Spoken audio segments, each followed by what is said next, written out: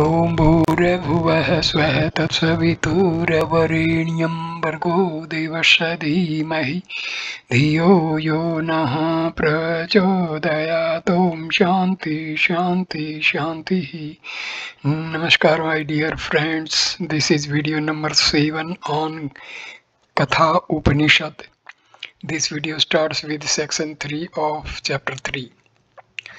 Know the Atma to be the master of the chariot, the body, the chariot, the buddhi, the charioteer, and the mind, the range.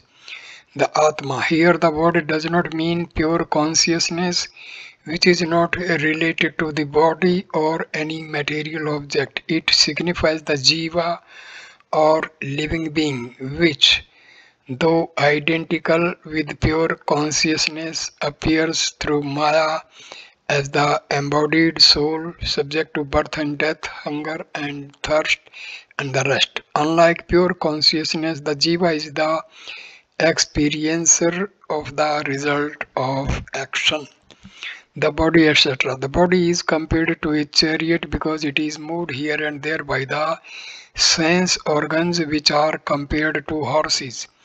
The buddhi, etc. The word buddhi denotes the discriminative faculty. The Hindu psychologist divided the sense organs into two groups, the outer and the inner. The former consist of the organs of action and the organs of perception. The organs of action are the hands, the feet, the tongue, and the organs of procreation and evacuation. The organs of perception are the eyes, the ears, the nose, the skin, and the tongue. The inner organ is known by 4 names according to its different functions.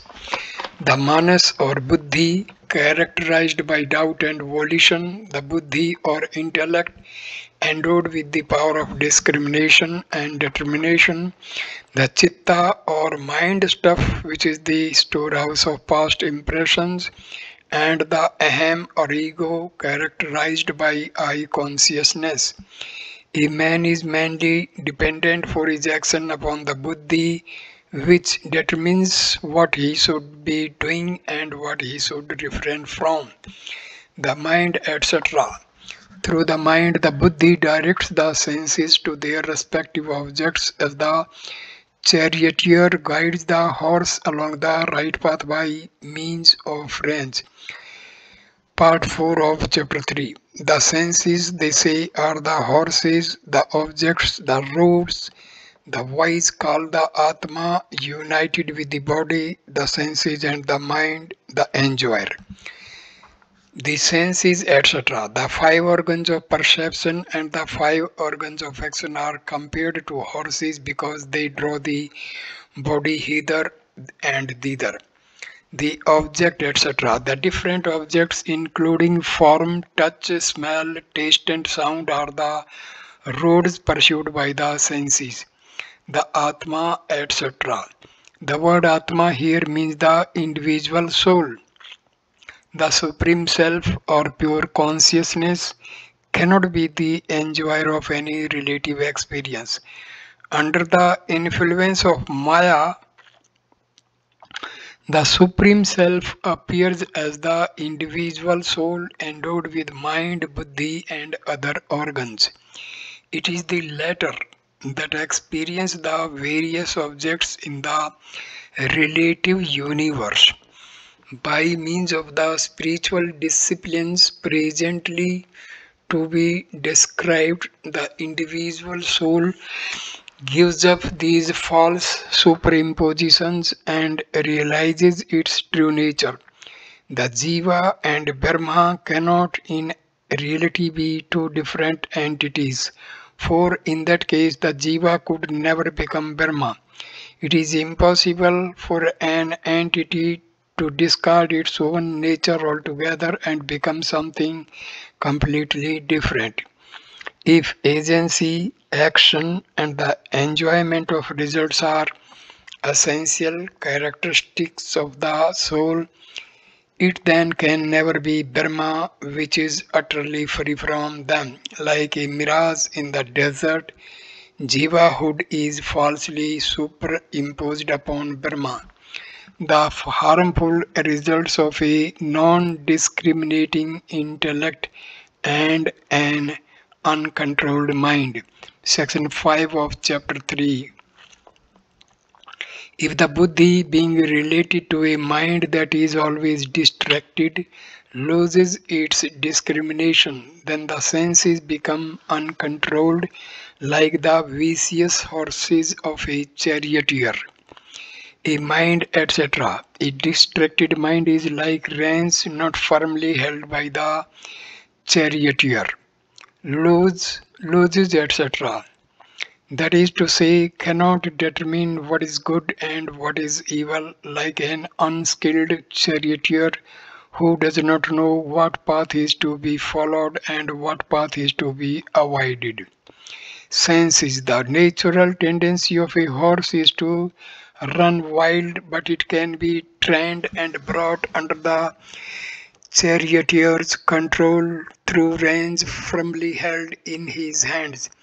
The senses too are naturally impetuous, but they can be trained and controlled by the discriminating buddhi through a one-pointed mind.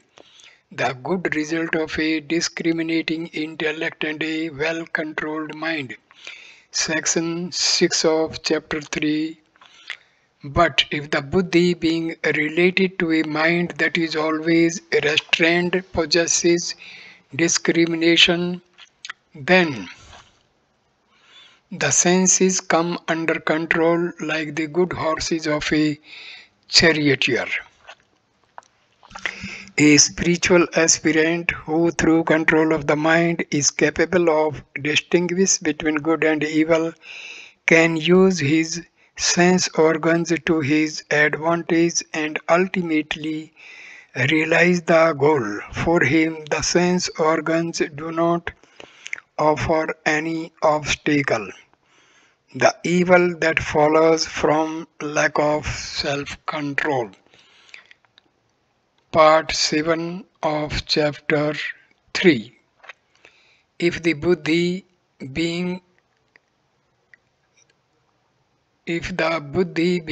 related to a distracted mind loses its discrimination and therefore always remain impure, then the embodied soul never attains the goal but enters into the round of births.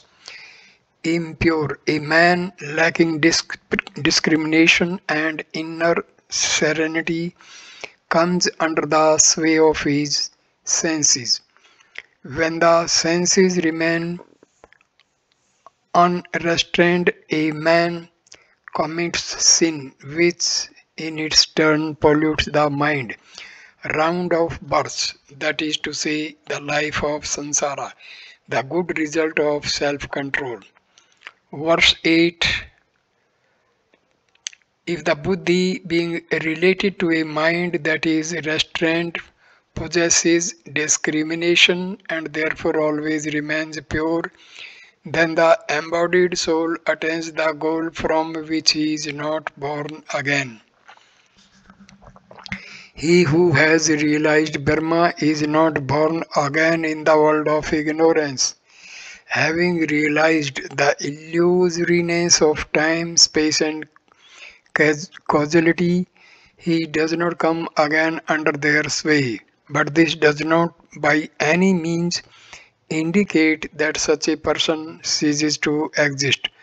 On the contrary, he becomes one with Brahma, absolute existence. All that can be said of him is that he is free from ignorance and delusion. He is awakened from the dream of illusory individuality. What is the goal? Verse number 9. A man who has discrimination for his charioteer and holds the reins of the mind firmly reaches the end of the road, and that is the superimposition of Vishnu. Reaches, etc. The goal of human birth is won by him who has controlled his mind and discriminated between the self and the non-self, and who contemplates Atma, pure in heart and freed from all obstacles, he obtains an uninterrupted vision of Brahma. He is not deluded by the life of ignorance in the world of names and forms. Vishnu, that is to say, Brahma, which is the all-pervading consciousness, is also called Vasudeva because all created beings dwell in that self-luminous reality. Verses 3 to 9 describe the meaning of self-control and the means of its attainment. A struggling aspirant is endowed with body, discriminative faculty, mind, and senses. He is surrounded by various objects identified with the body and the mind. He cherishes desires, engages in many actions, and experiences their results.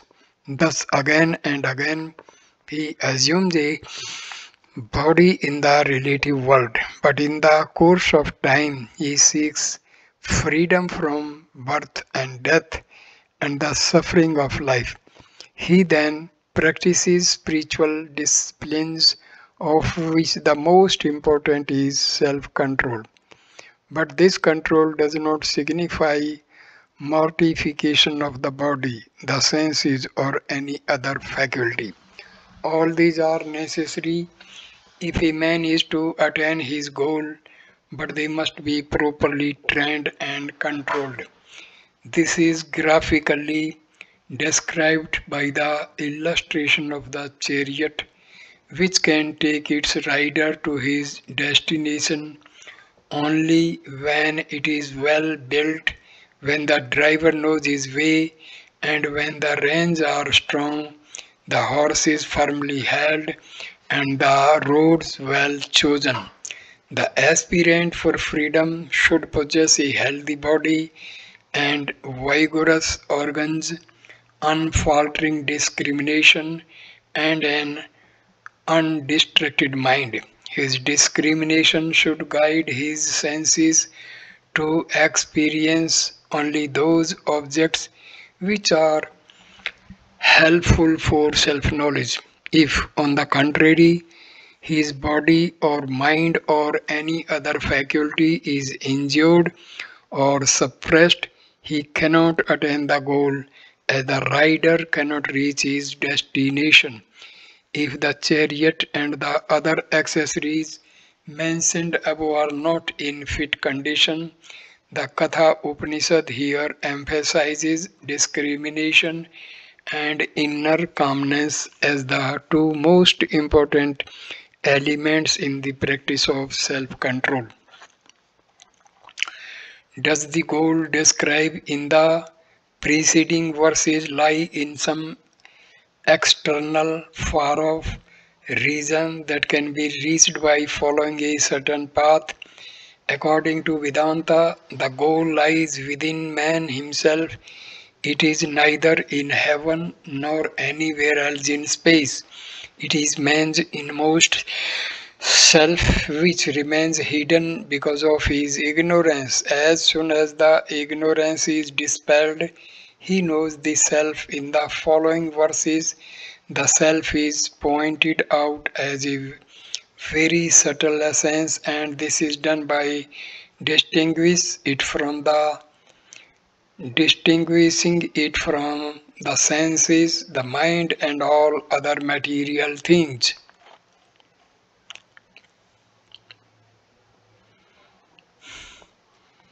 Verses 10 and 11.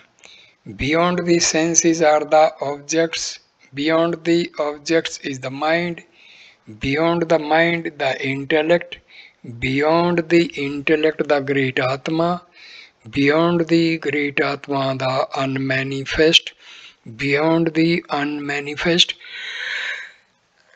the Purusha, beyond the Purusha there is nothing. This is the end, the supreme goal. A rudimentary knowledge of the Vedantic cosmology and psychology is necessary for understanding the text.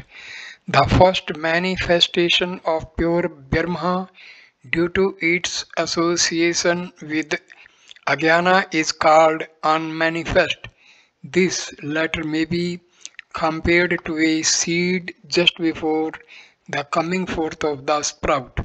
The first entity to emerge from the unmanifest is Hiranyagarbha, also known by such other epithets as Brahma, the world soul or the cosmic mind, and Prana, the cosmic life.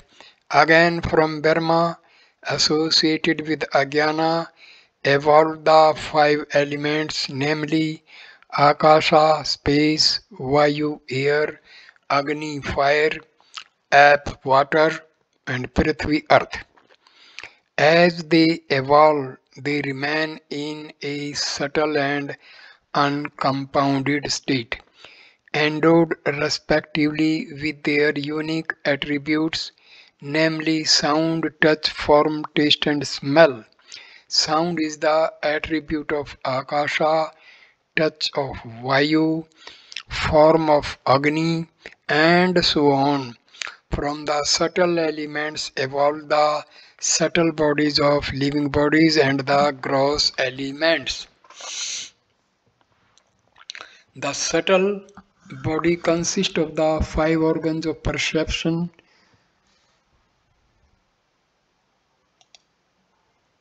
the intellect, the mind, the five organs of action, and the five pranas. The organs of perception are the ears, the skin, the eyes, the tongue, and the nose. They are produced respectively from the sattva particles of space, air, fire, water, and earth. Maya, which is the material cause or upadana karana of the universe, consists of the three gunas, namely sattva, rajas, and tamas. These gunas are present in all the products of Maya or nature. Therefore, each of the five elements contains them. Thus, the organ of hearing is produced from the sattva particles of Akasha, the organ of touch from the sattva particle of Vayu, and so on. The mind, the buddhi, the chitta, and ahankara are produced from the combined sattva particles of five subtle elements. The inner organ, Antahakarna, is called the manas, mind. When it considers the pros and cons of a subject, it is called the buddhi, intellect, when it comes to a decision. The chitta, mind stuff or memory, is that aspect of the inner organ which remembers. The ahankara, egoity, is characterized by I consciousness. The five organs of action, the organ of speech, the hands, the feet, and the organs of evacuation and generation are produced respectively from the rajas particles of space, air, fire, water, and earth. The five pranas, prana, apana, vyana, udana, and samana, are produced from the combined rajas particles of the five subtle elements. Afterwards, the subtle elements combine with one another and produce the five gross elements, namely visible, space, air, fire, water, and earth. Whether gross or subtle, these five elements alone are found in nature. Nothing else can be apprehended by a man's five sense organs. From the five gross elements evolved the gross physical universe, the gross bodies of living beings, and the food and drink by which the gross bodies are sustained. For a detailed description of the cosmology, the reader is referred to any authoritative Vedantic treatise such as Vedanta Sara or Panchadasi. It may be stated here that the purpose of the Vedantic cosmology is to explain the universe and its origin in such a way that it can establish the sole reality of Brahma, apart from which the universe is unimportant either from the standpoint of reality or from the standpoint of ultimate value. In the deepest spiritual experience, the material universe is found to be non-existence. For Vedantic philosophers, it is far more important to realize Brahma than to analyze or understand the universe. The interpretation of the phenomenal world must not lead to a denial of Brahma. Knowledge of the world must lead to the knowledge of Brahma, otherwise such knowledge is without significance. The real purpose of the Vedantic cosmology is to help the student to realize Brahma and not merely to explain the universe of names and forms. Beyond the word in the text is para, which Shankaracharya explains as subtler, greater and more inward. Thus the objects are subtler, greater and more inward than the senses. They are the inner stuff of the senses, the gross organs of perception and action, objects. The word means here the subtle rudimentary elements. They are beyond the senses or superior to and subtler than the senses because the senses are produced from them. Though the five objects elements exist independent of the senses, yet their existence cannot be perceived without the senses. Therefore, as Shankaracharya says in his commentary, the objects create the senses so that the objects may be apprehended. The mind is superior to the objects because they are under the mind's control. It is the inner stuff of the objects. Mind is a subtle form of matter, intellect. The intellect or buddhi is superior to the mind because it comes to a conclusion regarding the doubts raised by the mind. Great Atma, Hiranyagarbha, or the first tangible manifestation of the Absolute in the relative universe. Unmanifest, that is to say, Brahma or the Absolute associated with undifferentiated Agyana. The Absolute itself is beyond causal relations. The unmanifest is the ultimate cause of all the causes and effects perceived in the material universe. Names and forms lie in it in a potential manner, as already stated. The unmanifest may be compared to a seed ready to burst into a sprout. Hence it is called the seed of creation. Prakriti, Maya, the unmanifest, and Avyakta, the unexpressed, are synonymous terms. Purusha, the spirit that fills everything or that dwells in the body. It is the absolute Brahma, the supreme goal, which is described as pure consciousness devoid of all attributes. The end, all objects, subtle or gross, are finally absorbed in the absolute. The different entities described in the text in an ascending degree of subtlety ultimately merge in Brahma, the reality underlying all things. Supreme goal, the realization of Brahma is the final goal of evolution. One attaining it never comes back to the world of relativity. To know Atma really means to attain Atma. The Atma should not be confused with the senses, the mind, the intellect, and the rest has been shown in the preceding verse.